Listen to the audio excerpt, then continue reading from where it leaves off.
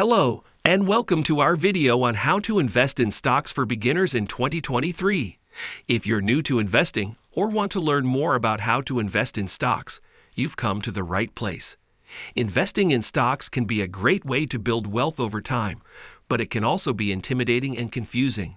In this video, we'll guide you through the basics of investing in stocks and provide you with strategies to help you get started. So let's dive in.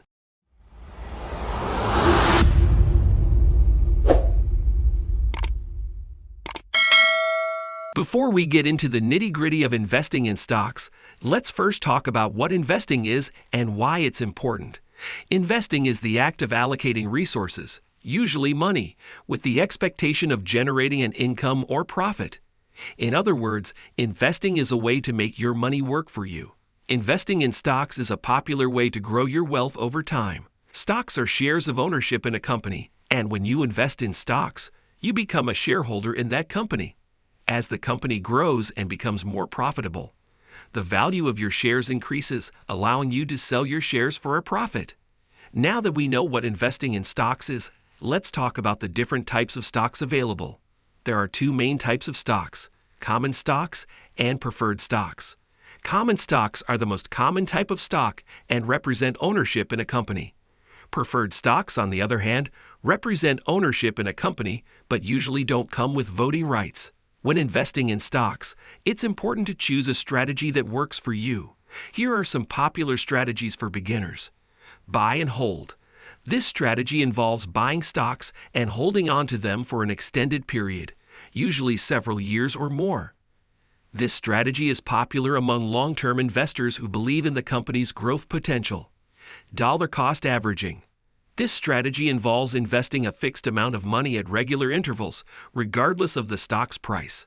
This strategy helps investors avoid buying stocks at their peak and can help reduce the impact of market volatility. Index fund investing.